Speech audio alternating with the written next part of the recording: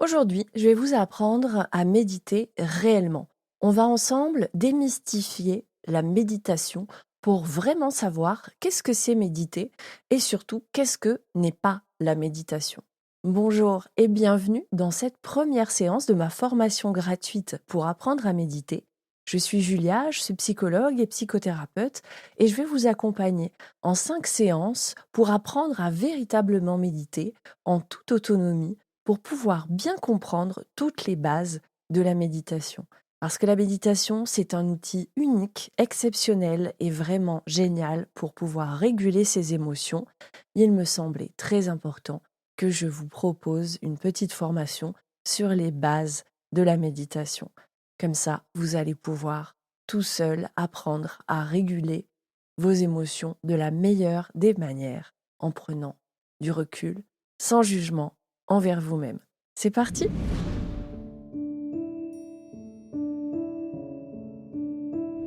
Souvent, on essaie de méditer et on se dit que j'ai mal fait ou que c'est pas fait pour moi parce que je pense trop, que j'arrive pas à faire le vide dans ma tête ou la méditation c'est pas pour moi parce que je manque trop de patience, j'y arrive pas. Et donc vraiment aujourd'hui, je vais essayer de casser ces clichés pour vous montrer que la méditation, en fait, c'est très simple et c'est bien plus accessible que ce qu'on croit.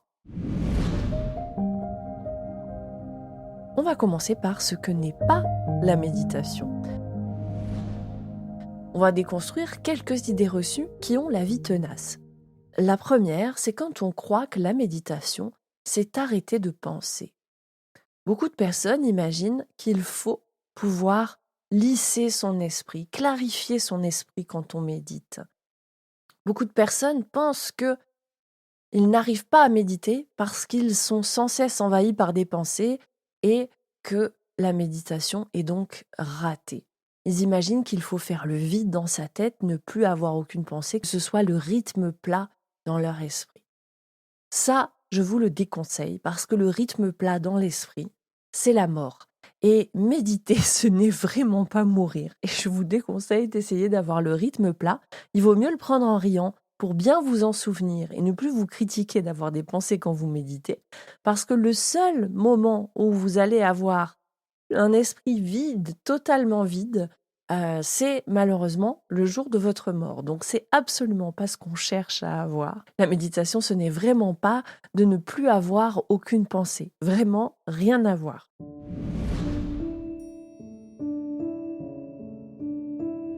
Le cerveau pense. C'est son rôle. Le cerveau pense en permanence. Et méditer, c'est apprendre à observer ses pensées sans s'y accrocher, comme si on regardait ce qui se passe à l'intérieur de nous avec des jumelles inversées. La deuxième fausse croyance qu'on a sur la méditation, c'est que la méditation, c'est censé nous détendre. Alors bien sûr, ça peut être apaisant, mais c'est pas toujours le cas. Parfois, on ressent de l'agitation, de l'ennui, des émotions fortes quand on médite, et c'est normal. Méditer, c'est être avec ce qui est à l'intérieur de nous sans chercher à le modifier. Donc ça veut dire que si là, je suis avec moi-même et que j'ai une énorme colère qui m'envahit et que je décide de faire ma méditation à ce moment-là, je suis un petit peu maso. Je me dis, go, j'y vais, je suis remplie de colère. Mon but n'est absolument pas de diminuer cette colère. Mon but n'est pas de la transformer, de la changer. Mon intention, la seule intention à avoir quand on médite, c'est d'observer ce qui se passe. Et cette observation peut avoir des conséquences apaisantes. Parce que quand j'observe ma colère sans la juger, quand je prends du recul suffisant pour réussir à entendre qu'est-ce que me dit ma colère, qu'est-ce qu'elle fait à l'intérieur de moi, dans quel endroit de mon corps elle est en train de s'agiter, j'observe tout ça sans agir, sans transformer. Juste j'observe, ça va avoir des effets. Mais l'objectif que vous devez vouloir atteindre, ce n'est pas celui de l'apaisement, parce que là, forcément, ça ne va pas marcher. Parce que souvent, quand on se met à regarder à l'intérieur de nous, encore plus quand on n'est pas habitué à le faire, on va se rendre compte qu'il y a un monde infini à l'intérieur de nous.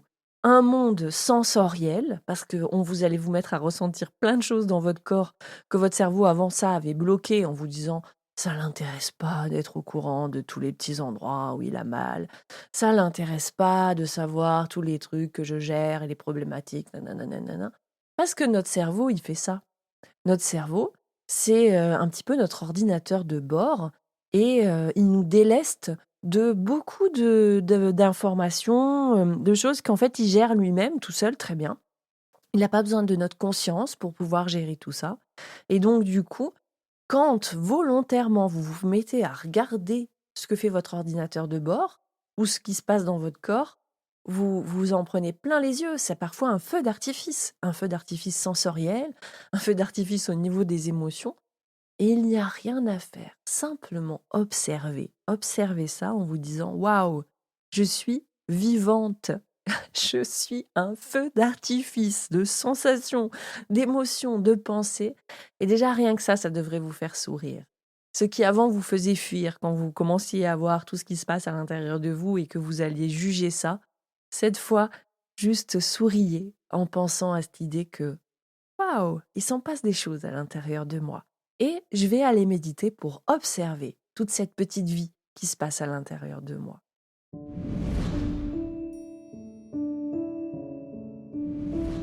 Et donc la troisième fausse croyance que j'aimerais démystifier sur la méditation, c'est que la méditation, ce n'est pas réussir quelque chose. Il n'y a pas de bonne ou de mauvaise méditation. La méditation, c'est un entraînement. Alors vous allez me dire qu'il y a des bons entraînements et des mauvais entraînements, mais là, ce n'est pas le cas. Il n'y a pas de performance à rechercher. Juste un entraînement de votre attention et une exploration de vous-même. Donc, si vous avez déjà eu l'impression de mal méditer, bonne nouvelle! Vous ne pouviez pas vous tromper, il n'y a pas de bonne ou de mauvaise méditation, il y a juste un entraînement à poser notre attention là où on veut qu'elle aille et à inlassablement la ramener là où on a décidé qu'on voulait qu'elle soit. Alors, qu'est-ce que c'est la méditation exactement? La méditation, c'est l'art d'être présent. C'est une pratique qui nous entraîne à revenir ici et maintenant en se concentrant ce qui est en nous ou autour de nous. On choisit la source de notre focalisation d'attention. Et dans notre quotidien, notre mental, il est souvent en mode pilote automatique. On est absorbé par nos pensées, on anticipe le futur, on ressasse le passé et on oublie d'être là tout simplement. Méditer, c'est donc un entraînement de l'attention. On choisit un point de focalisation, comme la respiration, une sensation ou bien même un son, et quand on remarque que notre esprit se défocalise de là où on l'avait posé, on le ramène doucement à l'instant présent, sans se juger, sans se critiquer. Et avec la pratique, ça nous aide à mieux réguler nos émotions, à être plus ancrés et à ne plus être complètement happés par notre mental. Ça nous aide à ne plus être juste un cerveau qui se fait balader par un corps totalement déconnecté de l'instant présent.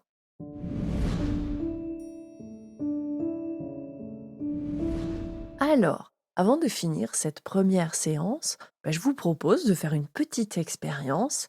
Pas besoin d'être assis en tailleur ou d'avoir une posture particulière. On va faire une petite méditation ensemble. Faites simplement comme vous êtes. Si vous êtes assis comme moi, je pose bien mes pieds ancrés sur le sol.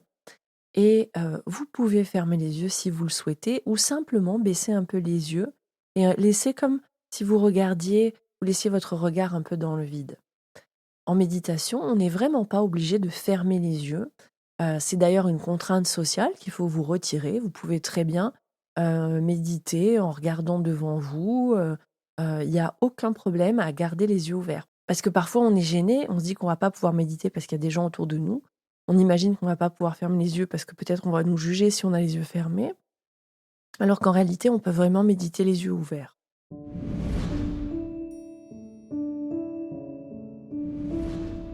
Et donc simplement, observez votre respiration sans bouger. Vous inspirez, vous expirez. Et vous ne cherchez à changer quoi que ce soit. Simplement, vous portez attention à votre souffle. Est-ce qu'il est profond, superficiel? Est-ce que vous sentez plutôt de l'air froid, de l'air chaud? Ou est-ce que vous sentez votre souffle plutôt dans votre ventre, plutôt dans votre poitrine?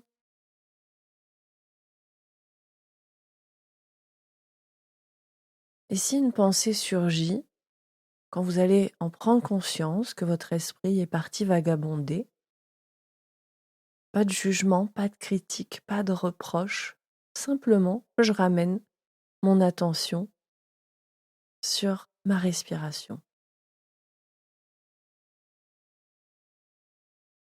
Faut un peu imaginer que vous êtes en train de jouer avec votre chien à la balle. Votre chien, c'est votre attention. La balle, c'est la respiration. Vous voulez que votre chien joue avec vous à la balle. Vous voulez que votre attention reste focalisée sur votre souffle, sur votre respiration. À un moment, le chien va voir un autre chien et il va plus du tout jouer à la balle avec vous. Il va partir en courant. Je vois mon petit Spitz faire ça tout le temps. Il va partir jouer avec l'autre chien. Vous allez le rappeler sans le gronder et vous allez rejouer à la balle avec lui. Parce que ce que vous voulez, c'est que votre attention soit focalisée sur votre respiration. Et souvenez-vous de cette métaphore-là, de dire que votre chien, c'est votre attention. Vous voulez qu'il soit focalisé sur la balle. La balle, c'est votre respiration ou bien autre chose. On peut faire des méditations sur plein de choses. Et quand il s'en va pour courir après un papillon, pour manger de l'herbe, pour faire ses besoins, eh bien, vous le ramenez inlassablement à venir jouer à la balle. Et c'est ça, méditer. C'est ramener son attention à l'objet dont on a décidé de focaliser notre attention dessus. Alors, comment vous sentez-vous? Est-ce que c'est un exercice difficile? Est-ce que vous arrivez à observer ce qui se passe dans votre corps? Vous pourrez me dire tout ça en commentaire. Ça m'aidera à vous guider et à vous répondre aux besoins.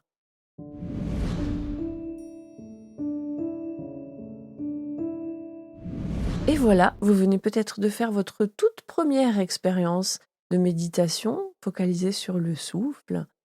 Peut-être que vous avez déjà perçu à quel point votre esprit a tendance à s'éparpiller.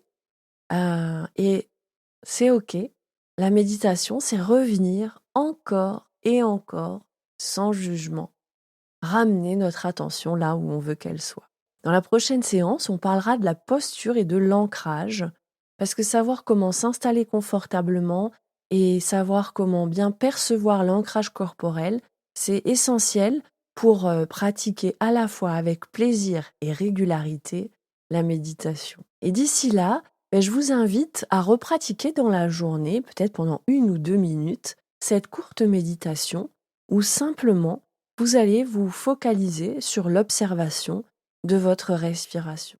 Et vous me direz en commentaire comment ça s'est passé pour vous, si finalement, grâce à ces conseils, vous avez pu trouver ça plus facile que ce que vous n'imaginiez au départ.